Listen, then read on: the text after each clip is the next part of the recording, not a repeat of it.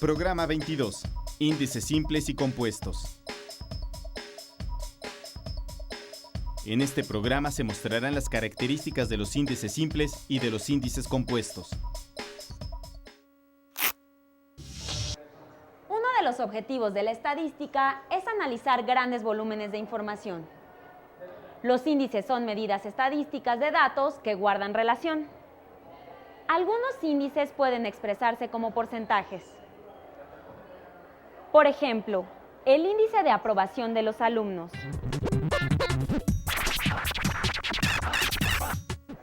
O el índice de popularidad que se utiliza en la política.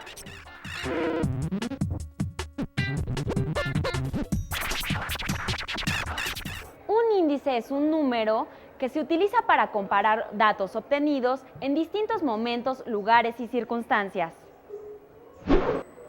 Como el caso del Índice Nacional de Precios al Consumidor, conocido como INPC, que sirve para conocer las variaciones en los precios de productos y la inflación. Veamos los dos tipos de índice más comunes, los índices simples y los índices compuestos. Un índice simple cuando se calcula únicamente para una variable. Se utiliza para analizar su comportamiento a lo largo de un periodo largo de tiempo o en lugares diferentes. Estos datos son del mismo tipo y se obtuvieron en momentos diferentes. Y se pueden representar en una gráfica. ¿Y si tomamos un valor de referencia para comparar todos los datos con él? A ese valor de referencia se le llama base. Cualquier valor puede ser la base, pero en la práctica debe ser aquel para el cual no haya situaciones anormales, valores muy altos o muy bajos, y de preferencia debe ser reciente. Una base muy lejana en el tiempo hace perder valor a los índices. Una manera de medir la variación de los datos es calculando su diferencia respecto a la base. La diferencia entre un dato y la base puede ser positiva o negativa.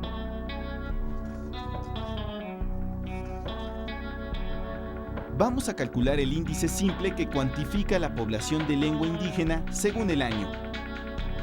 A la base se le asigna un índice con valor de 100. Después, se divide cada dato entre el valor base y se multiplica el resultado por 100. ¿Qué indica este valor? ¡Exacto! Cada índice simple representa el porcentaje de población hablante de lengua indígena con respecto a la base. ¿Qué significa que un índice simple sea 50? Así es, significa que en ese año la población hablante de lengua indígena era la mitad que en 1990, el valor base. Cuando la diferencia de población entre dos años examinados es negativa, ¿qué ocurre con el índice simple? ¿Y qué ocurre cuando la diferencia es positiva? Las diferencias negativas implican un índice simple menor a 100 y significa que, respecto a la base, había un número menor de individuos pertenecientes a la categoría examinada. Para los datos de la población hablante de una lengua indígena, solo se considera a las personas mayores de 5 años. ¿Por qué creen que se haga así? Los índices simples permiten establecer una misma escala para varias series de datos. De esta manera, es posible compararlos.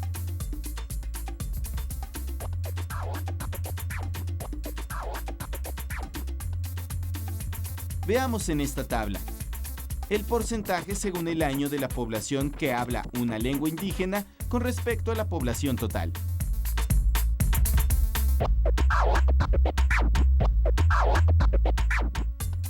¿Qué le ha ido ocurriendo a este porcentaje?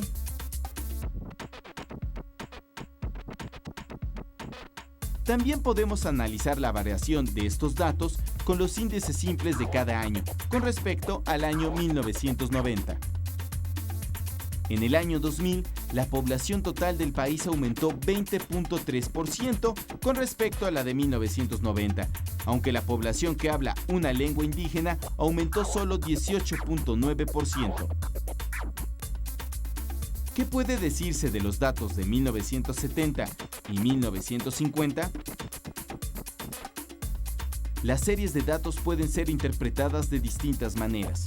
Para ello, podemos utilizar gráficas, porcentajes o índices simples. ¿Por qué razones creen que ha disminuido la cantidad de personas que hablan una lengua indígena con respecto a la población total? Cuando lo que se desea es sintetizar varias magnitudes o conceptos en un solo índice, se utilizan los índices compuestos. El INPC y la calificación en una competencia de clavados son ejemplos de índices compuestos. ¿Alguna vez han visto cómo se califica un clavado? Un clavado combina elementos estéticos y de precisión. Hay dos tipos de pruebas, tanto en la rama varonil como en la rama femenil. Las pruebas se realizan en dos modalidades, individual y en parejas, en lo que se llama clavados sincronizados. El grado de dificultad de un clavado depende del número de vueltas, el número de giros y la posición del cuerpo en la salida.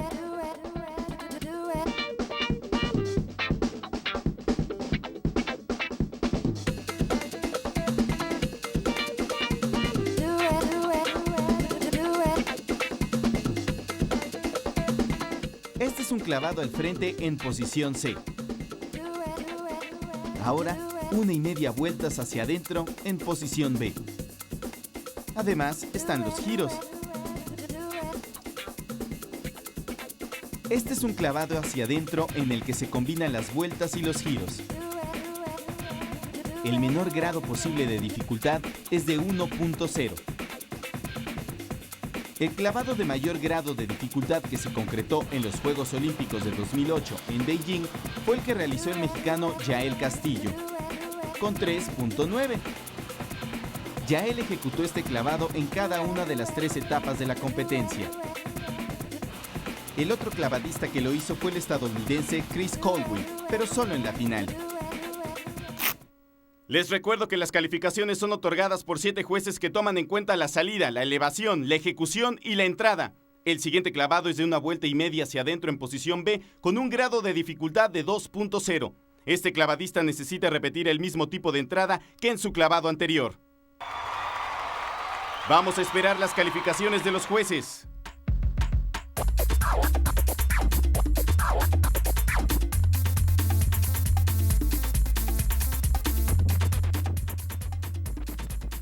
Para calcular el puntaje final del clavado, de las 7 calificaciones se eliminan las 2 más altas y las 2 más bajas, y se suman las restantes.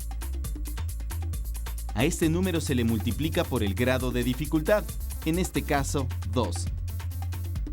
La calificación final obtenida es un índice en el que intervienen elementos subjetivos como la apreciación de los jueces y elementos objetivos como el grado de dificultad del clavado. El resultado final de la combinación de ambos elementos es, por lo tanto, un índice compuesto. Un índice en el que se consideran aspectos subjetivos o de juicio tiene poca durabilidad. Los índices, ya sean simples, como en el caso del índice de hablantes de lengua indígena en nuestro país, o compuestos, como la calificación de los clavados, permiten resaltar aspectos relevantes de una situación. Son indispensables para comparar situaciones que se producen en condiciones similares y así tomar decisiones. ¡Hasta la próxima!